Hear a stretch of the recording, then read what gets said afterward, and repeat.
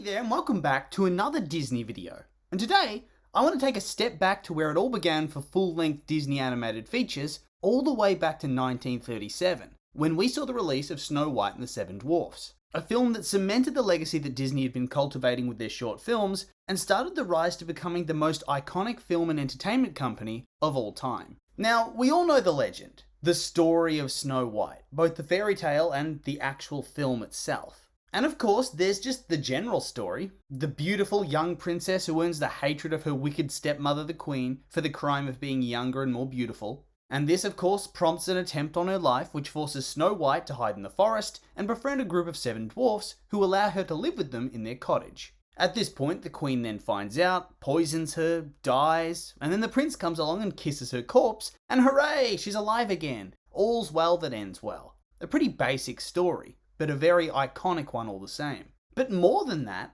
I think that the legend of the making of Snow White is almost as famous as the original fairy tale at this point. How Disney took a gamble on making the first ever cel animated full-length feature film, and how nobody thought he could pull it off. His brother and his wife tried to convince him to put it aside. Hollywood mocked and degraded him, calling the film Disney's folly and expecting it to bring him to financial ruin, and hell, it almost did. After all, he had to take out numerous loans and even had to mortgage his house to try and finance this thing. If it had flopped, well, there goes his life's work down the drain. The current makeup of Hollywood would be completely different, and so many famous and iconic films simply wouldn't exist. Luckily for the world, however, this film changed the game, being a commercial and critical smash hit, and becoming the most successful sound film ever at the time of its release. During its initial theatrical run, it earned around $8 million off a budget of $1.5 million, and continued to add on to that gross over many subsequent theatrical re-releases until it was eventually brought out on home video during the 90s. So, as it stands today, it has a box office total of $418 million, and that's perhaps one of the biggest profits in animated history, simply if you look at it by the numbers. But it gets even better if you recognise that inflation changes things. And thus, if you adjust the film's box office performance for ticket price inflation, not only does it become the highest grossing animated film of all time, but it also cracks the top 10 for highest grossing film of all time, up there with movies like the original Star Wars and Gone with the Wind and Jaws, Titanic. Films that are truly iconic and have a massive legacy. And Snow White and the Seven Dwarfs is right there with them, having had just as much of an impact on the box office and thus cementing its place in film history. But not only was it a commercial success, but it was also a widespread critical success. Despite industry bigwigs scorning and mocking it prior to its release, laughing about how it was going to bring the Walt Disney Company to ruin, it ended up being beloved, critically acclaimed. Contemporary reviews hailed it as more than just a run-of-the-mill film, but as a genuine work of art. It was considered a marvel for its time. Adults and children alike were wowed by the quality of the animation and the songs and the story. It caught fire like few films before ever had, and carved out its own place in history. And indeed, the film has never really lost that sense of majesty and greatness. Even now, close to 90 years since the film was made, it's considered not just one of the greatest animated films of all time, but just one of the greatest and most important films of all time. I mean, even now, it tops lists when people talk about the best films ever made. It's considered the definitive Disney classic, the one that started it all. It became the first American film that released an album alongside it for its soundtrack, which was an innovation that many subsequent films and franchises would follow. It was one of 25 films that were initially chosen to be preserved by the National Film Registry of the United States for being culturally, historically, or aesthetically significant, and proved so popular that it's influenced film history, and indeed wider pop culture ever since. Its financial success led to the construction of a new studio that the company still operates to this day, and saw Disney go full steam ahead with feature-length animations. It inspired popular rides at Disney parks around the world. It has merch, exhibitions, and hell, they're even making a live-action adaptation. And honestly, this one does feel like it's doomed to fail. I try and be optimistic about the live-action things, but Snow White's such an iconic film that Disney remaking it actually feels a little bit like heresy. But anyway, that's besides the point. What is very clear is that at both the time of its release, and indeed in the years that have passed since then, it's remained as one of those god-tier films. The ones that everybody looks back on fondly, or at least most people look back on fondly. And really, even now, all these years later, in a lot of ways the film does kind of hold up.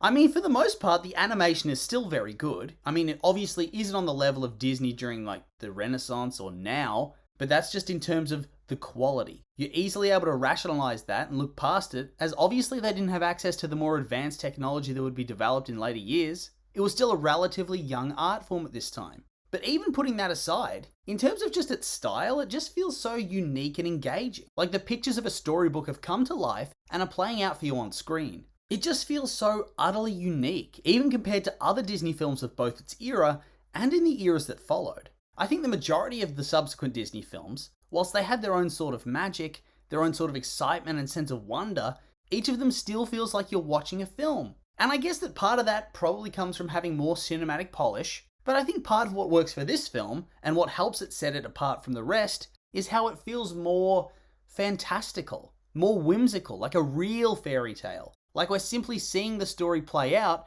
rather than watching an adaptation. And I think that unique quality is what's kept this film feeling iconic and interesting.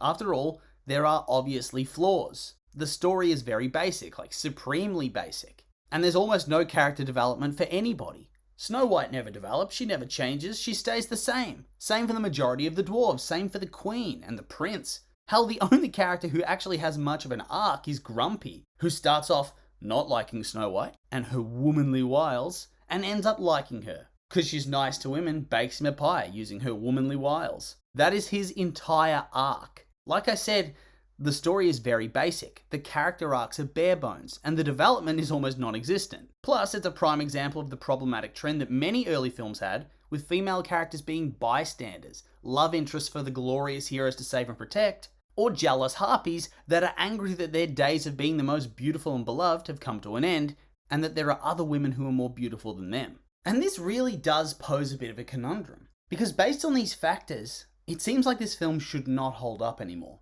I mean, yeah, it looks good and the soundtrack's amazing, but the narrative, on paper at least, seems like it should be ripe for ridicule and criticism. And yet here we are, only 15 years away from this film, celebrating its 100th anniversary, and it's still able to draw people in, still engage them in a way that a lot of Disney's other films from only a few decades later were not able to do. Their flaws aren't so easily glossed over, they're not so easily ignored. And yet here we are, despite it having aged, and yet it still maintains that fantastical nature that's just quintessential Disney. And honestly, I'm not sure a film like this, where it feels like a picture book has come alive, where it feels like you're being warped into the world itself as opposed to watching a movie, could ever be made again. This was lightning in a bottle. And until I rewatched it the other day, I don't think I really understood just how amazing it was.